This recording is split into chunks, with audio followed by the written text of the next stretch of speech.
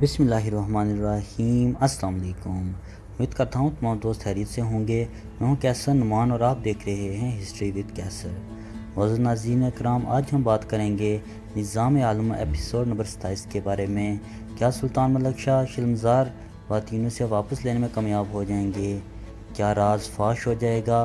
अगर राज फाश हो जाता है, निज़ामुल मुल्क और ज़ुबैदा खातून को सुल्तान मलक शाह क्या सज़ा देंगे? राज फाश होने के बाद क्या बड़ा नुकसान होने जा रहा है? इस सबसे पहले अगर आप हमारे यूट्यूब चैनल पर नए हैं, हमारे यूट्यूब चैनल को ज़रूर सब्सक्राइब करें और साथ के बेल आइकन को ज़रूर क्लिक करें। क्या सुल्तान मलक शाह शिलमज़ार को बातिनियों से वापस लेने में कामयाब हो जाएंगे? जैसे कि ट्रेलर नंबर 27 में आपने देखा, फैसल और इसके तमाम सिपाही शिलमज़ार पर हमला करते हैं और इस पर कब्ज़ा कर लेते हैं। इसके साथ साथ वो सुल्तान मलक शाह की बीवी बाशुल्ला खातून को भी अपने कब्ज़े में ले लेते हैं। यकीनी तौर पर सुल्तान मलक शाह और संजार शिलमज़ार पर हमला करेंगे और बातिनियों को पूरी तरह शिकस्त देंगे।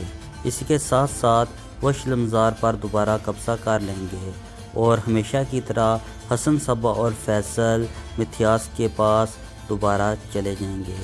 अब बात करते हैं, क्या राज फाश हो जाएगा? अगर राज फाश हो जाता है, निज़ामुल मुल्क और ज़ुबैदा खातून को सुल्तान मलक शाह क्या सज़ा देंगे? ज़ुबैदा खातून और निज़ामुल मुल्क को मालूम है कि बाशुल्ला ज़िंदा है, मगर यह राज सुल्तान मलक शाह से छुपाया जाता रहा।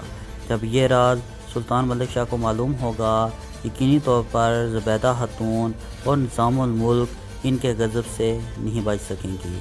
तारीख़ के मुताबिक भी सुल्तान मलक शाह ने निज़ामुल मुल्क को एक बार अपने ओहदे से खारिज भी किया था।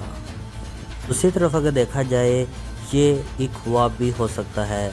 जैसे कि आपने पहले भी ये एपिसोड में देखा था, सुल्तान मलक शाह ज़ुबैदा खातून को नकाब उतारते हुए देखते हैं और बाद में दिखाया गया था कि वो एक ख्वाब था। मेरे अंदाजे के मुताबिक अभी ये ख्वाब तो नहीं है। सुल्तान मलक शाह को मालूम हो जाएगा बाशुल्ला खातून ज़िंदा हैं। अब बात करते हैं, अगर यह राज मालूम हो जाता है, सल्जूक़ सल्तनत के लिए क्या बड़ा नुकसान होने जा रहा है।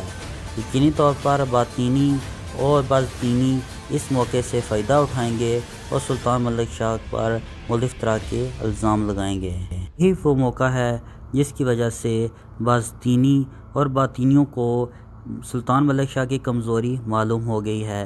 यकीनी तौर पर वो इस कमज़ोरी से भरपूर फ़ायदा उठाएंगे और सल्जूक़ सल्तनत को नुकसान पहुंचाने के लिए हर मुमकिन कोशिश करेंगे। कि दूसरी तरफ मलक तीखश भी एक बार फिर सुल्तान बनने की पेशकश ज़रूर करेगा, मगर नाकाम रहेगा। नाज़रीन को बताते चलें, यही वो वजह थी जिसकी वजह से सल्जूक़ सल्तनत का ज़वाल भी शुरू हो गया था। उम्मीद करता हूँ आज की ये वीडियो तमाम नाज़रीन को पसंद आई होगी। अगर ये वीडियो अच्छी लगे तो इसे लाइक ज़रूर कीजिएगा। मिलते हैं नेक्स्ट किसी वीडियो में, तब तक के लिए अल्लाह हाफिज़।